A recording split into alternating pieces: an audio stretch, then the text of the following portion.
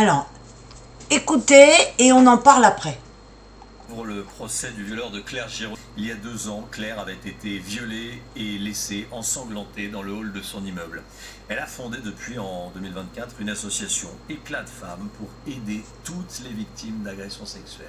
Mon histoire n'est pas un fait divers, mais le reflet d'une réalité trop répandue, celle de l'insécurité, dit-elle dans les colonnes du Figaro. Son agresseur, je le rappelle, était sous le coup d'une OQTF et déjà connu des services de police. Retour sur les faits avec Noémie Hardy. Claire Giraud violée le 11 novembre 2023, en plein après-midi, dans le 8e arrondissement de Paris. Alors que la jeune femme rentre dans son immeuble ce jour-là, un homme la suit et la menace de mort si elle ne se soumet pas.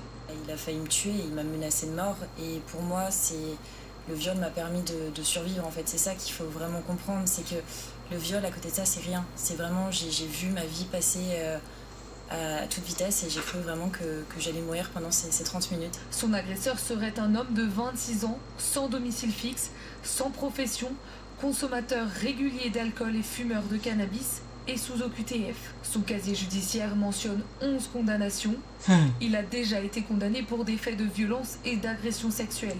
2 ans après les faits, Claire est confrontée pour la première fois à son agresseur. Voilà.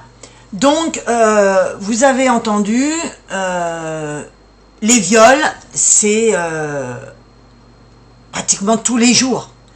Tous les jours dans les grandes villes.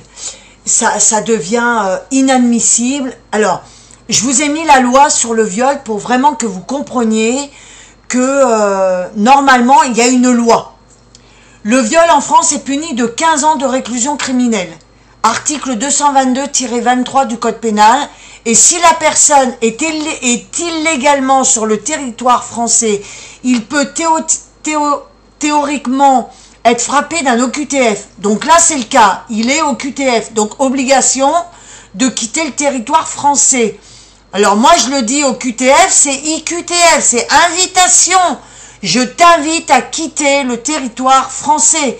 Parce que nous avons des gouvernements qui sont lâches et encore plus les magistrats. Alors, je ne sais pas vous ce que vous en pensez, mais je vous ai mis quand même là, est-ce que vous voulez que les magistrats soient condamnés? Moi, je le dis haut et fort, oui. Il faut que les magistrats soient condamnés. Je le répète, moi, j'ai ma fille qui a été tuée à cause d'un juge, je reste poli et correct, à cause d'un juge qui a relâché le meurtrier de ma fille qui avait pris 15 ans, qui est ressorti au bout de 7 ans, et il l'a tuée. Elle avait 19 ans. Il l'a tuée de 18 coups de couteau.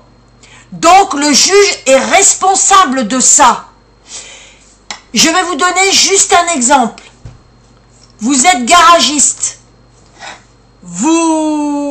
Un client vient et il vous demande de changer la roue.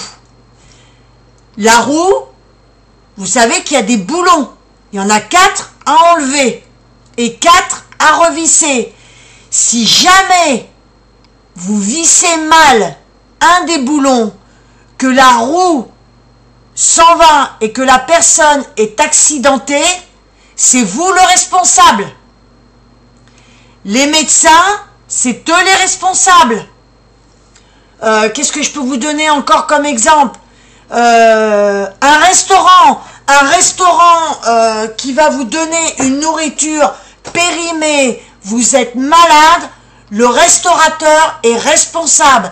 Alors il faut qu'on m'explique pourquoi les juges qui mettent votre vie en danger ne sont pas responsables.